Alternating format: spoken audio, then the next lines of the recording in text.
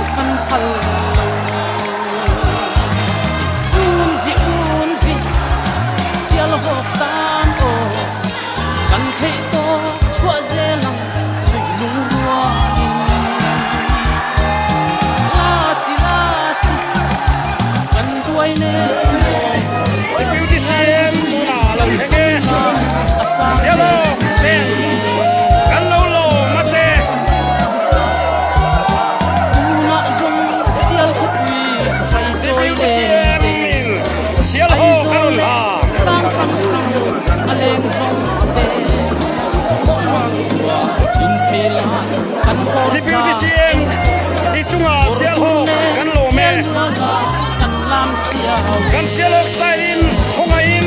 kan ti beauty cm hian un ji ti ve them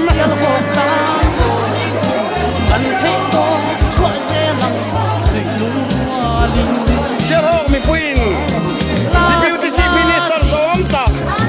budong le ya kan lo lo ma che sial khu kan than lai asam se un sila se sial hok CM hi tu na hian official pavilion a thubi lobi sial ho khomi puite pula aron thudur ve ni kan kan lai asang se un silasi kan duai ne mo sial kho pui kan than lai asang se le kan duai ne mo sial kho pui kan than lai asang se le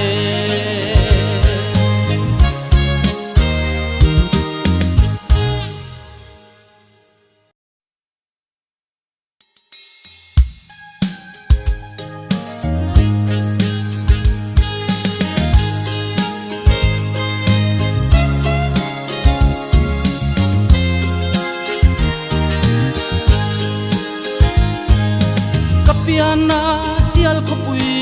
i moi chuange i chunga zaleng tin kan limza e tu dang wa khodang rek kan ngai ne le sui lung ruwa lin na wang kan nui za e un zi sial hok tan o kan thei to chua zelang sui lung ruwa lin lasi kan duai ne mo sial kho pui kan than lai asang se le i chunga limte a tual kan chai na dil huan le mi lukhai le sikul ra le se kot ai bita lung dur hun thei mit kha an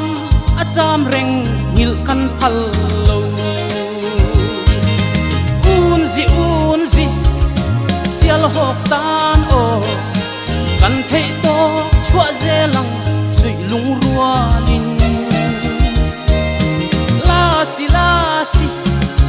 kan duai ne mo sial kho pui kan than lai asang je le tu na zong sial kho pui khai choi len te ai zol le lang rang aleng zong te sui lung rua lin thei lai kan vor za e or dur nen khel muala kan lam sia we un zi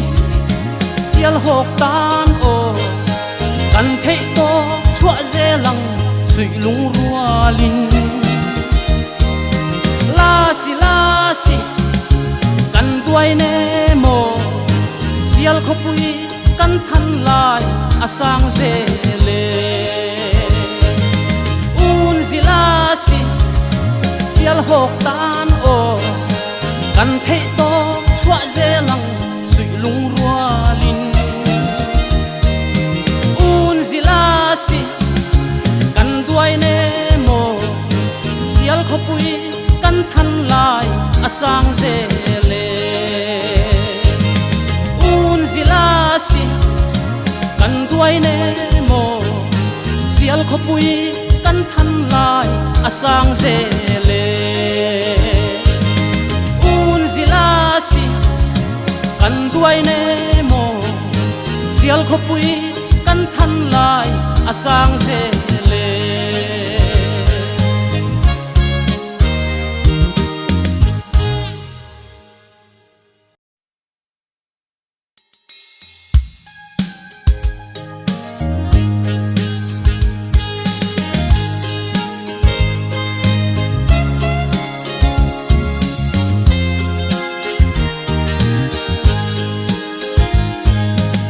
piana sial kho pui i moi chuange i chunga zaleng tin kan lim za e tu dang wa khodang rek kan ngai ne le sui lung rua lin na wang kan lim za un zi sial hok tan o kan thei to chua je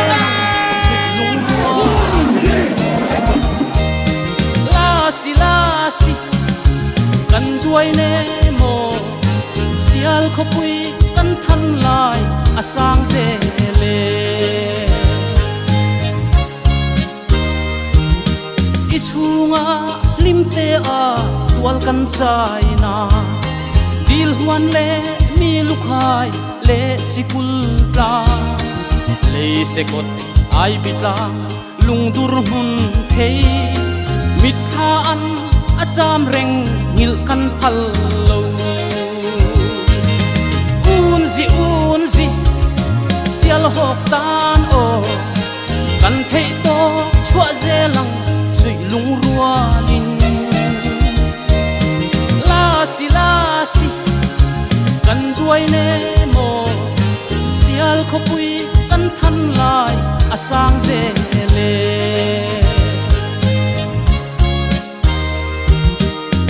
na zong sial kho pui khai choi len te ai zol le lang rang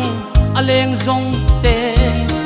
sui lung rua lin thei lai kan vor za e or dur nen khel muala kan lam sia we un zi sial hok tan o kan thei to chua je lang sui lung rua lin la si kan duai ne mo sial kho pui kan than lai asang je le un zila si sial hok tan o kan thei to chua je lang sui lung rua lin un zila si kan duai ne mo sial kho pui kan than lai asang je le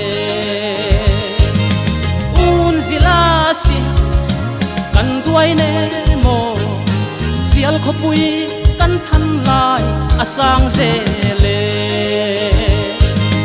un zilasi kan duai ne mo sial khopui kan than lai asang